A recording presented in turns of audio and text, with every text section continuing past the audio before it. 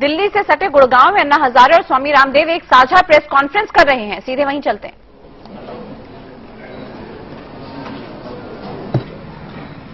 सभी मीडिया के बंधुओं की ये इच्छा थी कि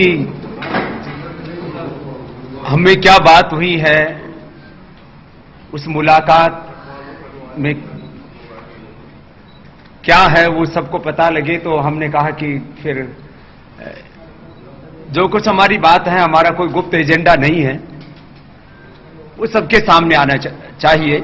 आप सबने ऐसा आग्रह किया तो एक साथ हमने बात करने का निश्चय किया। आज सुबह ही मैं देख रहा था, सरकार के आर्थिक सलाहकार कौशिक बसु IMF की मीटिंग में वाशिंगटन में कहते हैं कि घोटालों, भ्रष्टाचार और गठबंधन की इस सरकार के कारण से देश का आर्थिक विकास रुक सा गया है और 2014 तक हालात सुधरना नामुमकिन सा है। तो आखिर फिर सरकार किसके लिए है? देश का विकास रुक गया है, ग्रोथ रेट 9 से घटकर 7 पर आ गई है और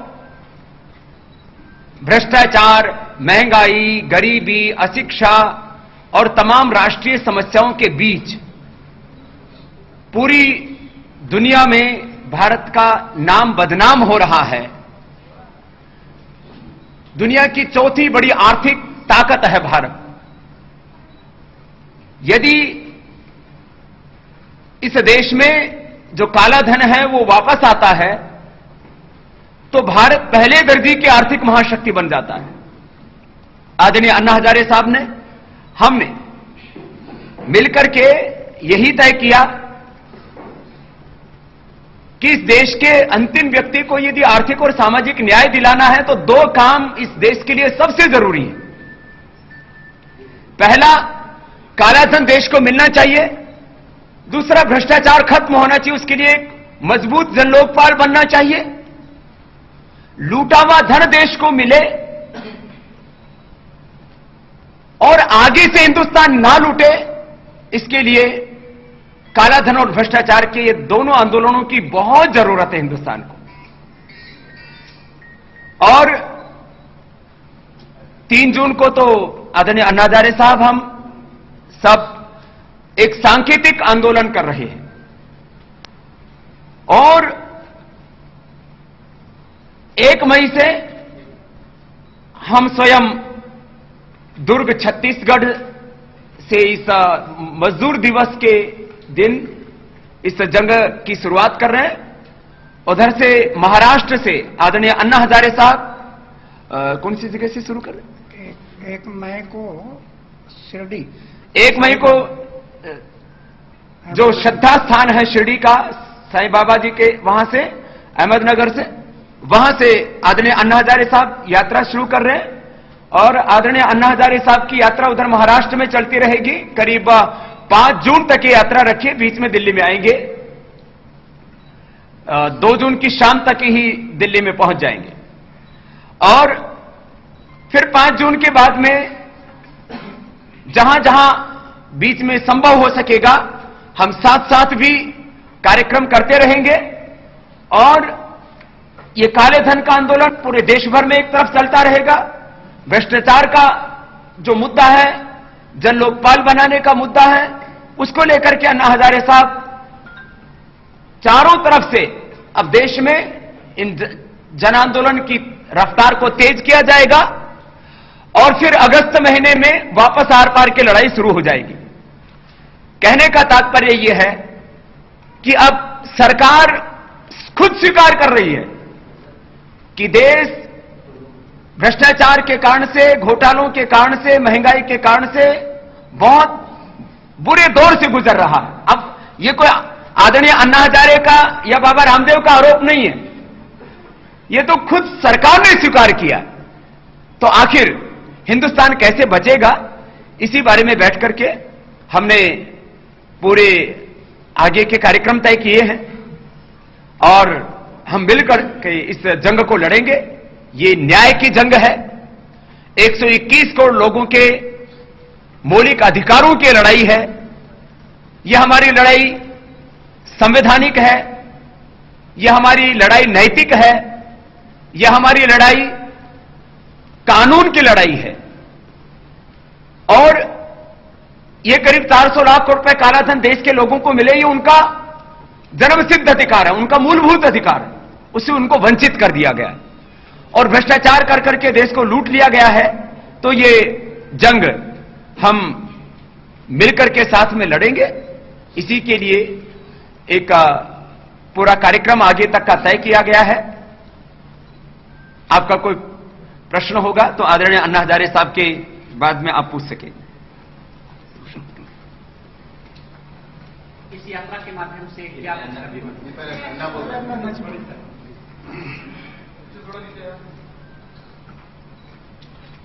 आदरणीय बाबा रामदेव जी ने जो अभी बात रखी है, आप सब लोग भी जानते हैं कि देश का सद्य स्थिति क्या है।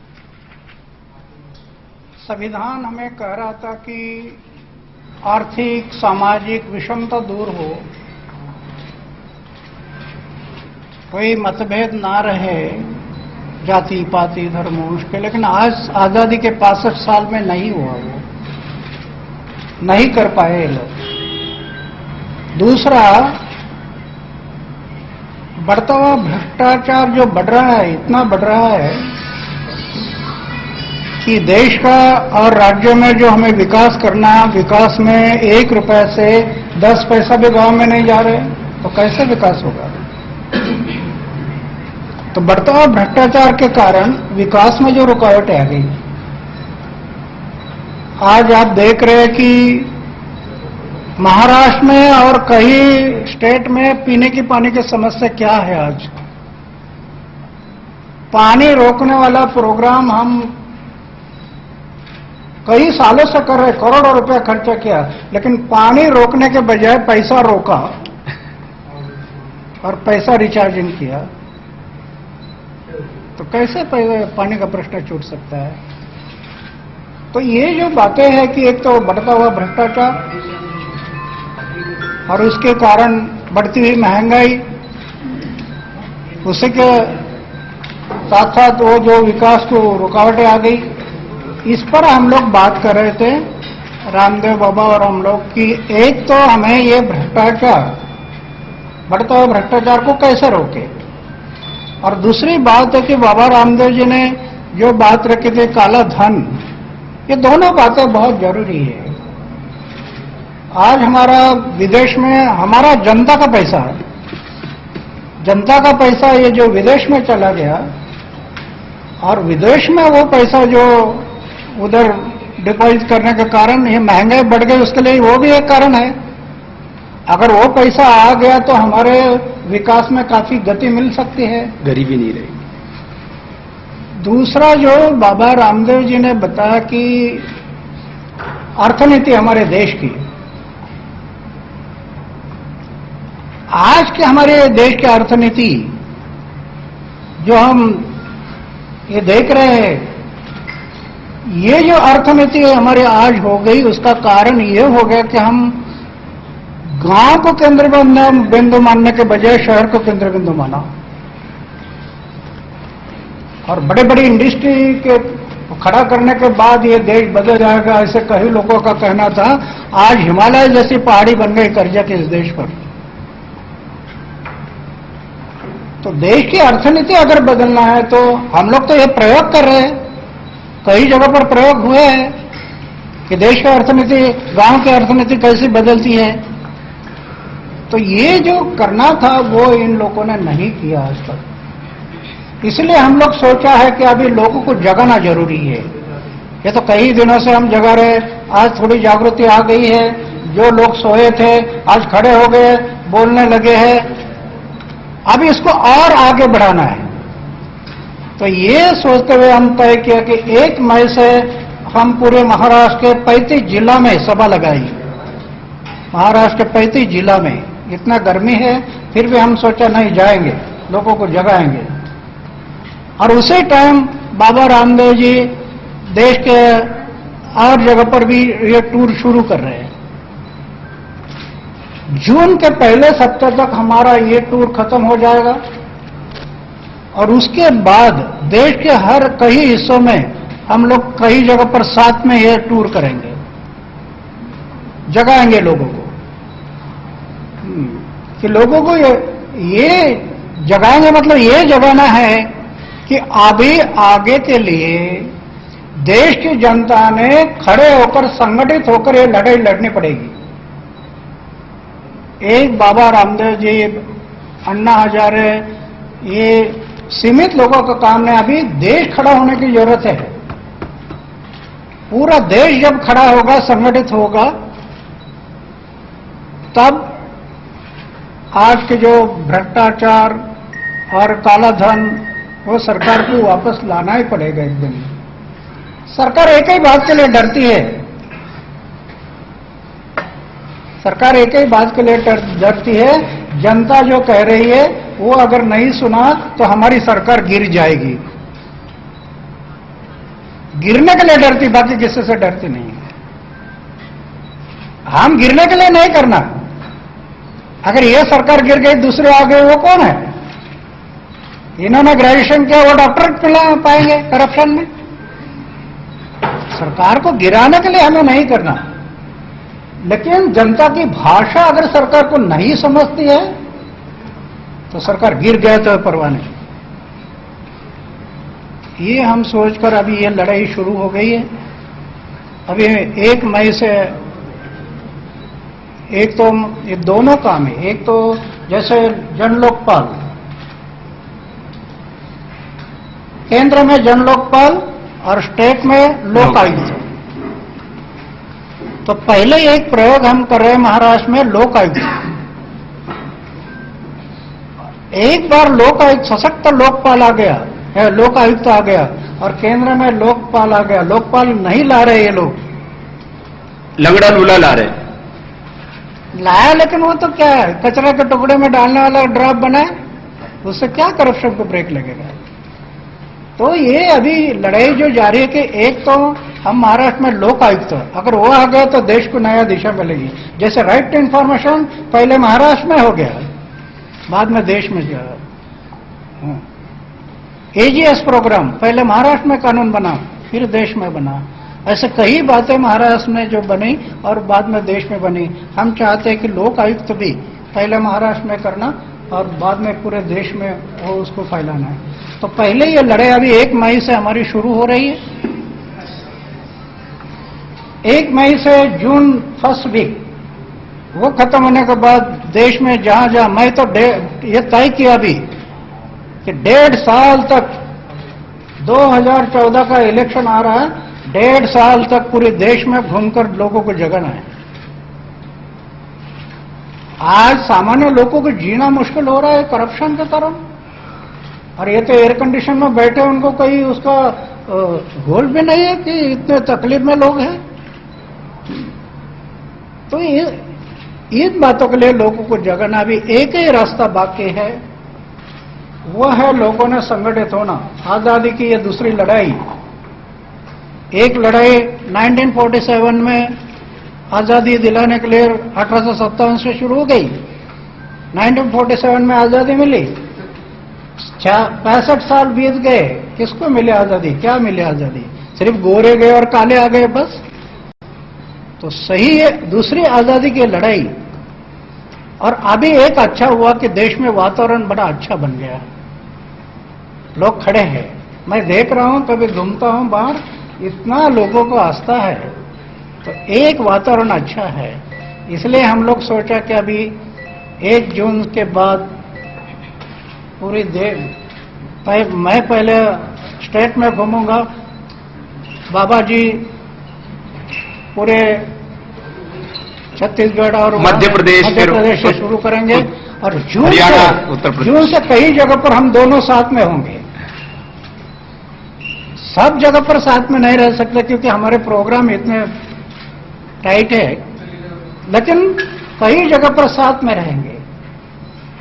और मैं तो ये तय किया कि जितना समय होगा 1.5 साल में, जितना ज्यादा से ज्यादा हम इकट्ठा आ जाएंगे, उतना लोगों पर उसका अच्छा प्रभाव पड़ेगा। तो इसके कारण हम लोग ये तय किया है, ये किसी पक्ष का कोई लेन देन नहीं, पार्टी का लेन देन नहीं है, कोई व्यक्ति का लेन देन नहीं है, ये देश का सवाल है, देश की जनता का सवाल है।